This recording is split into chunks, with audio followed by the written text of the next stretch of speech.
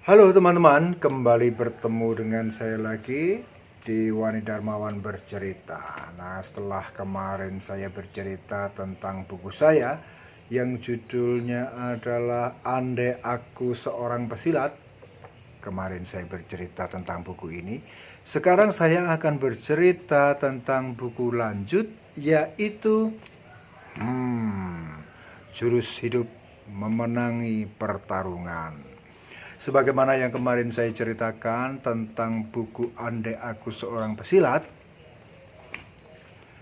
keduanya ini serupa tapi tak sama. Jadi ceritanya, waktu seperti yang saya ceritakan di episode kemarin tentang buku Andai Aku Seorang Pesilat, sebetulnya saya merencanakan buku itu menjadi 2 episode, 2 seri gitu. Tetapi di dalam perjalanannya, sebagai seorang kreator, tampaknya saya cukup terengah-engah untuk menulis, menerbitkan sendiri, dan menjajakannya sendiri. Nah, akhirnya terbetiklah ide untuk menawarkan buku ini ke penerbit yang lain.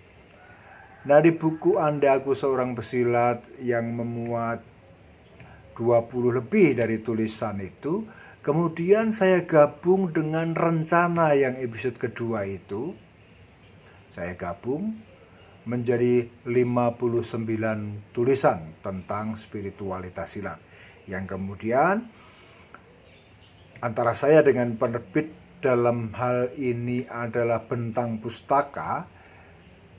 Kami mengobrol, kemudian kira-kira judul apa yang menarik, yang juga bisa banyak orang, bukan hanya pesilat, yang membaca buku ini. Bagaimana buku ini bisa dinikmati oleh orang di luar yang bisa silat. Orang awam pun bisa menikmati buku ini. Kemudian terpikir oleh saya untuk membuat judul yang sedikit motivatif supaya buku ini laris, tentu saja supaya buku ini dibaca oleh banyak orang. Kemudian merangkai-rangkai judul dan bertemulah dengan judul Jurus Hidup Memenangi Pertarungan. Nah, penerbit Bentang Pustaka setuju, maka kemudian dicetaklah buku itu pada tahun 2016. Nah, teman-teman, kalau teman-teman sekarang ini mampir di toko buku, buku ini beberapa masih bisa ditemukan di tempat-tempat tertentu, terutama di toko-toko buku besar seperti teman-teman tahulah kalau toko buku besar di kota-kota pada umumnya. Nah, kemudian setelah metamorfosis dari Andai Aku Seorang Pesilat ke Jurus Hidup Memenangi Pertarungan, rasanya lebih lega untuk menerbitkan buku ini. Tapi setelah buku ini terbit, dulu saya pernah berpikir untuk meneruskan buku ini, karena saya masih mencatat kasus-kasus di dalam latihan itu dalam diary saya. Tetapi kemudian saya memutuskan untuk berpindah tema lagi, untuk tidak menulis itu.